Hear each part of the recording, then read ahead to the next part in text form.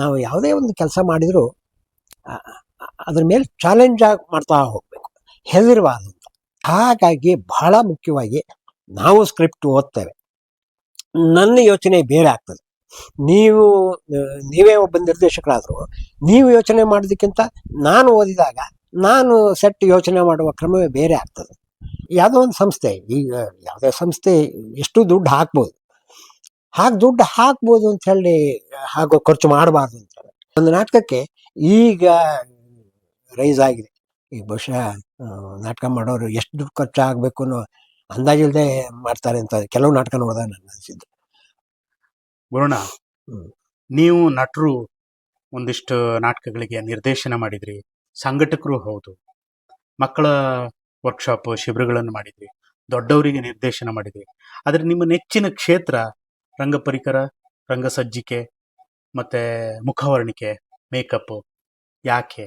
ಅದಕ್ಕೆ ಪ್ರೇರಣೆ, ಅಥವಾ ನೀವು ನಟರಾಗಿ ಕಂಟಿನ್ಯೂ ಮಾಡ್ಬೋದಿತ್ತು, ಆದರೆ ಇದ್ರದ್ ಬಗ್ಗೆನೇ ಜಾಸ್ತಿ ಒಲವು ತೋರಿಸಿದ್ದು, ಅದಕ್ಕೆ ಪ್ರೇರಣೆ ಯಾರಾದರೂ ಇದ್ದಾರಾ? ಅಥವಾ ಯಾಕಾಗಿ ಇದನ್ನೇ ಆಯ್ಕೆ ಮಾಡಿಕೊಂಡ್ರೆ? ಆ್ಯಕ್ಚುಲಿ ಕಷ್ಟಕರವಾದ್ದು ಇದು ಅಲ್ವಾ? ಯಾಕೆಂದರೆ ಪ್ರತಿ ವರ್ಷನೂ ಒಂದೊಂದು ಮೆಟೀರಿಯಲ್ ಅಪ್ಡೇಟ್ ಆಗ್ತಾ ಹೋಗುತ್ತೆ. ನೀವು ಅಪ್ಡೇಟ್ ಆಗಬೇಕು, ನೀವು ಅಪ್ಡೇಟ್ ಆದ್ರೆ ಅವರಿಗೇನೋ ಸಿಗೋದು. ಹೌದು, ಒಳ್ಳೆ ಪ್ರಶ್ನೆ.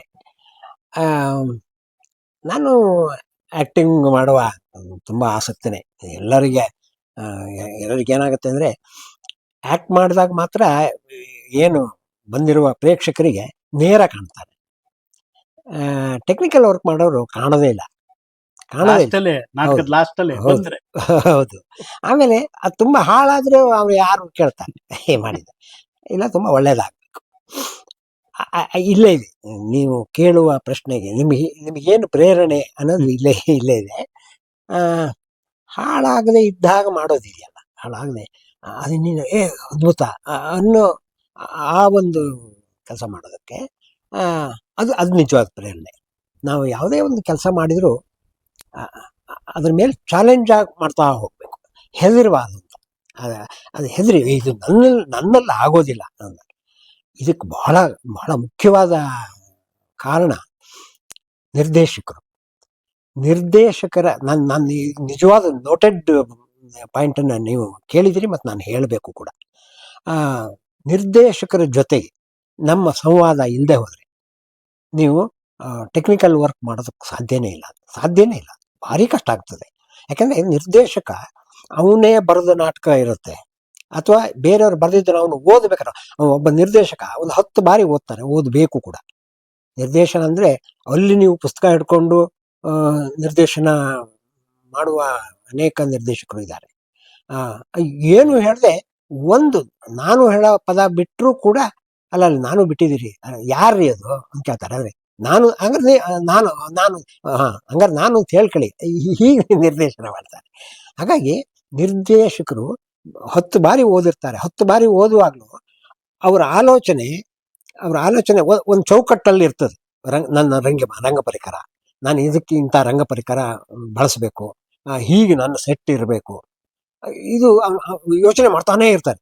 ಹಾಗಾಗಿ ಬಹಳ ಮುಖ್ಯವಾಗಿ ನಾವು ಸ್ಕ್ರಿಪ್ಟ್ ಓದ್ತೇವೆ, ನನ್ನ ಯೋಚನೆ ಬೇರೆ ಆಗ್ತದೆ. ನೀವೇ ಒಬ್ಬ ನಿರ್ದೇಶಕರಾದರೂ ನೀವು ಯೋಚನೆ ಮಾಡೋದಕ್ಕಿಂತ ನಾನು ಓದಿದಾಗ ನಾನು ಸೆಟ್ ಯೋಚನೆ ಮಾಡುವ ಕ್ರಮವೇ ಬೇರೆ ಆಗ್ತದೆ. ಆ ಕಾಲ ಯಾವ ಕಾಲದಲ್ಲಿ ಅದು ನಡೆದಿದ್ದು, ಆ ಕಾಲಕ್ಕೆ ಏನು, ಅವೆಲ್ಲವೂ ಇಂಪಾರ್ಟೆಂಟ್ ಆಗ್ತದೆ. ಈ ಟೆಕ್ನಿಕಲ್ ವರ್ಕ್ ಅಂದರೆ ಸುಮ್ಮನೆ ಅದು ವಸ್ತು ಮಾಡೋದು ಅಲ್ಲವೇ ಅಲ್ಲ. ಆ ಕಾಲದಲ್ಲಿ ಏನಿತ್ತು ಪ್ರಶ್ನೆ ಮಾಡ್ತಾರೆ. ಆ ಕಾಲದಲ್ಲಿ ಇದು ಇರಲಿಲ್ಲವಲ್ಲ ಅಂತ ಕೇಳಿಬಿಡ್ಬೋದು.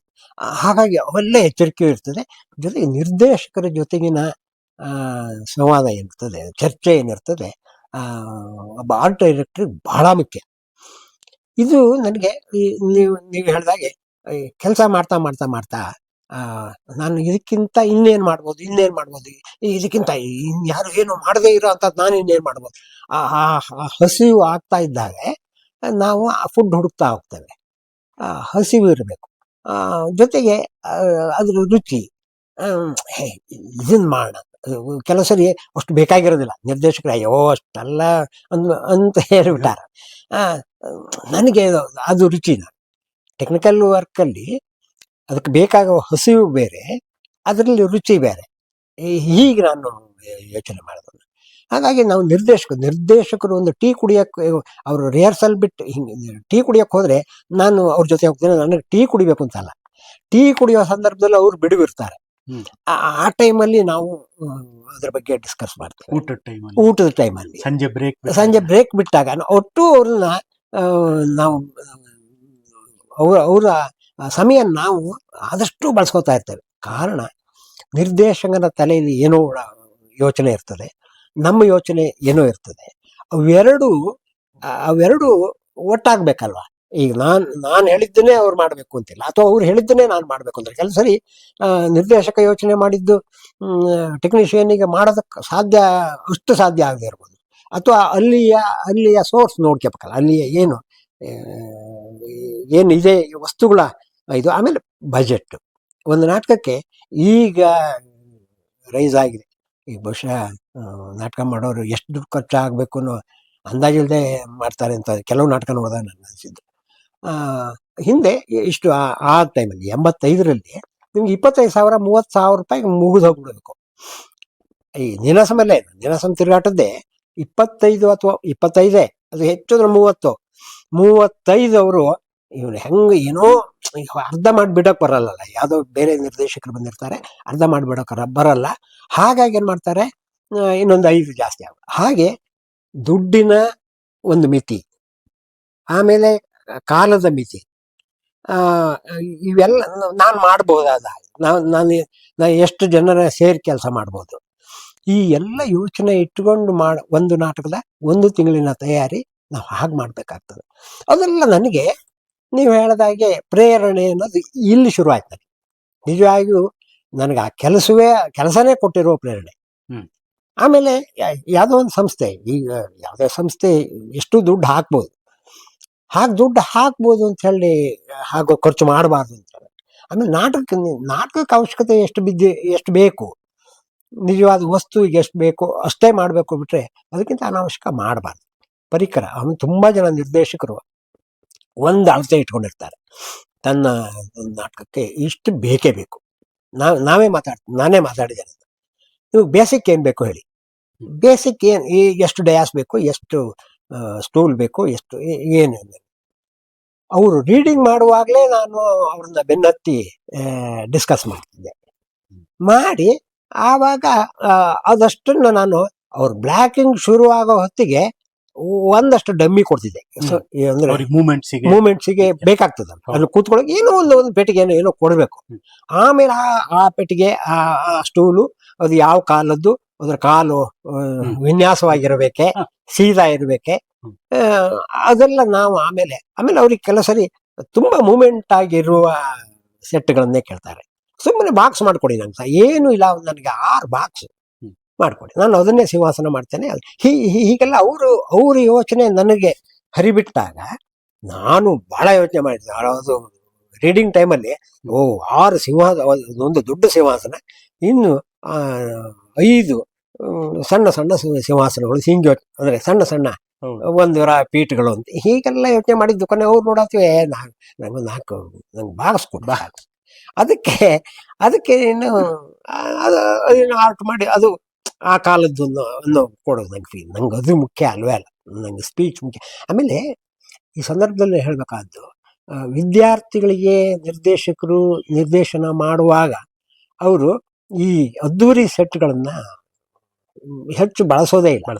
ಅವ್ರಿಗೇನಿದ್ರು ಸ್ಪೀಚು, ಕ್ಲಾರಿಟಿ, ಸಂಗೀತವನ್ನ ಈ ಮನುಷ್ಯ ಅಥವಾ ಕಲಾವಿದ ಸಂಗೀತವನ್ನು ತೆಗೆದುಕೊಳ್ಳುವ ಕ್ರಮ ಹೀಗೆಲ್ಲ ಯೋಚನೆ ಮಾಡ್ತಾರೆ. ಯಾಕಂದ್ರೆ ನಿರ್ದೇಶಕನಿಗೆ, ನನಗೆ ಟೆಕ್ನಿಕಲ್ ವರ್ಕಿನ ಆದಷ್ಟೇ ಜವಾಬ್ದಾರಿ, ಆದರೆ ಒಬ್ಬ ನಿರ್ದೇಶಕರಿಗೆ ಸಂಗೀತ ಇರ್ತದೆ, ಪ್ರಸಾದನ ಇರ್ತದೆ, ಸೆಟ್ ಇರ್ತದೆ, ಪರಿಕರ ಇರ್ತದೆ, ಕಾಸ್ಟ್ಯೂಮ್ ಇರ್ತದೆ, ಅವನು ಲೈಟ್ ಇರ್ತದೆ, ಕರೆಕ್ಟ್ ಲೈಟ್ ಇರ್ತದೆ. ಅವನು ಇದಿಷ್ಟನ್ನು ಗ್ರ್ಯಾಂಡ್ ಶೋ ಅಥವಾ ಶೋವರೆಗೆ ಅದಷ್ಟು ಓಡಾಡ್ತಿರ್ತದೆ, ಅಷ್ಟು ಓಡಾಡ್ತಿದ್ದೆ.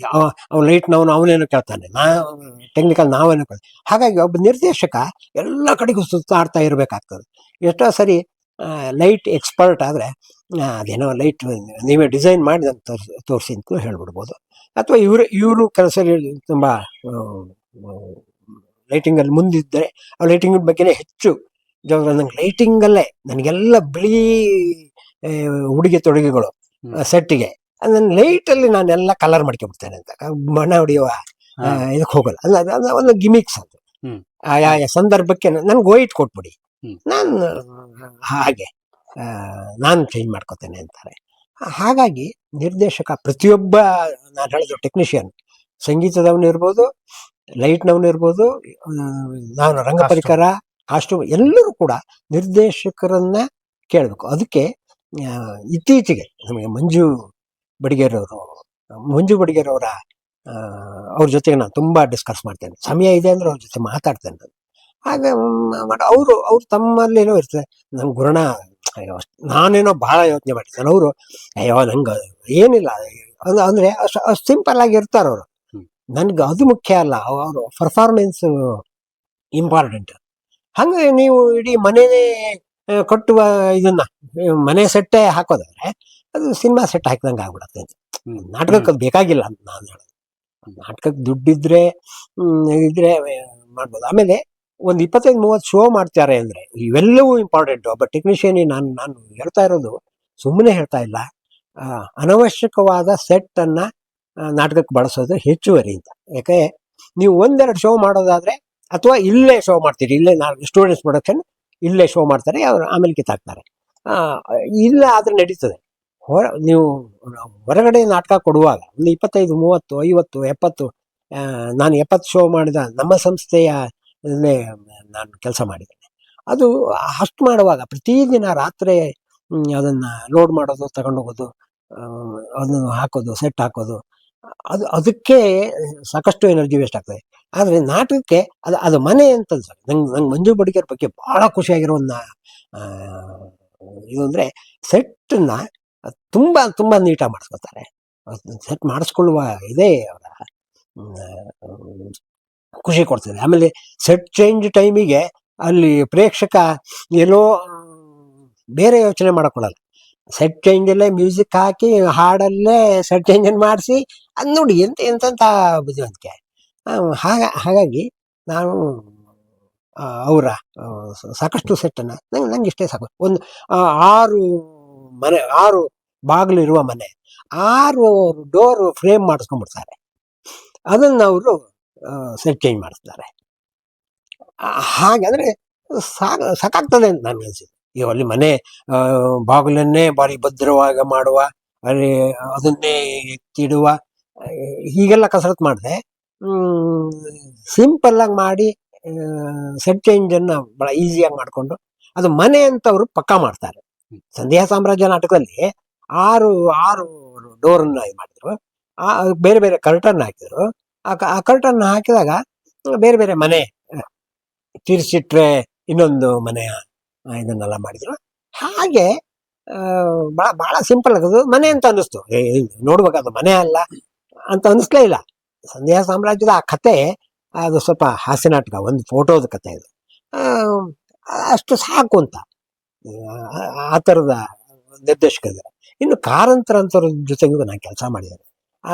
ಅವ್ರ ಸಂಗೀತದ ಮೇಲೆ ಅದು ನೀವು ಅವ್ರದ್ದು ಸೆಟ್ ಏನಂದರೆ ಏನೋ ಒಂದು ಲೆವೆಲ್ಸ್ ನಿಮ್ಗೆ ಲೆವೆಲ್ಸ್ ಏನೋ ಬೇಕಂದ್ರೆ ಹೌದು ನನಗೆ ಲೆವೆಲ್ಸ್ 3 ಅಂತ ಹಿಂಗೆ ಹೇಳ್ಬಿಡೋರು. ನಾವು ಆ 3ಕ್ಕೆ ನಮ್ಮದೇ ವಿನ್ಯಾಸ. ಅವ್ರ ಸಂಗೀತದ ಬಗ್ಗೆ ಹೆಚ್ಚು ಕಾನ್ಸಂಟ್ರೇಟ್ ಮಾಡಿ, ಸೆಟ್ ಡಿಸ್ಟರ್ಬ್ ಆಗದೆ ಇದ್ದಂಗೆ ಮಾಡಿ, ಈ ಥರದ್ದೆಲ್ಲ ಮಾಡುವ. ಇನ್ನು ಜಹಾನ್ ಅಂತ ಅವರು ಬಾಂಬೆಯ ನಿರ್ದೇಶಕರು, ಜಹಾನ್ ಮಾಣಿಕ್ ಶಾ ಕರೆಕ್ಟು. ಅವರು ತುಂಬ ಒಳ್ಳೆಯ ಟೆಕ್ನಿಷಿಯನ್. ಅವರು ಚಲೋ ನಾಟಕ ತಗೊಂಡಾಗ ತುಂಬ ಸೋಲ್ಜರ್ಸ್ ಬರ್ತಾರೆ, ಒಂದು ಇದನ್ನು ಹತ್ತಿ ನಿಂತ್ಕೋತಾರೆ, ಅವರ ಬರ್ಜಿ ಇರ್ತಲ್ಲ ಅದನ್ನೇ ಹಾಕ್ತಾರೆ. ಅದಕ್ಕೆಲ್ಲ ಒಂದು ಸೆಟ್ ಮಾಡಿಕೊಟ್ಟಿದ್ದೆ. ಅವ್ರ ಸೆಟ್ ಡಿಸೈನು ಕೂಡ ಚೆಂದಿತ್ತು. 2 ಹಾಫ್ ರೌಂಡು, 2 1 ಅಡಿಯ ಡಯಾಸು, ಅದರಲ್ಲಿ ಏನೇನೆಲ್ಲ ಮಾಡ್ಬೋದು ನೀವು. ಹೀಗೆ ಹಾಕಿದರೆ ಒಂದು ಲವ್ ಸಿಂಬಲ್ ಆಗುತ್ತೆ, ಒಂದು ಸರ್ಕಲ್ ಆಗುತ್ತೆ, ಸರ್ಕಲ್ ಪಕ್ಕದಾಗ 2 ಒಂದು ಎತ್ತರದ ವೇದಿಕೆ ಆಗುತ್ತೆ, 1 ಅಡಿಯ, ಅದ್ರ ಮೇಲೆ ಆ ಸೋಲ್ಜರ್ಸ್ ಬಂದು ನಿಲ್ತಾರೆ. ಅದು ನಾನು ಮಾಡಿಕೊಟ್ಟಾಗ ಅದು ಹಿಂಗೆ ಹತ್ತಿದ ಕೂಡಲೇ ಓಡೋಗ್ಬಿಡೋದು. ಅದು ಮೂವ್ ಮಾಡ್ತೊಂದು ಹಿಡೋದಾಗಿತ್ತು, ಹತ್ತಿದ ಕೂಡಲೇ ಓಡೋಗ್ಬಿಡೋದು.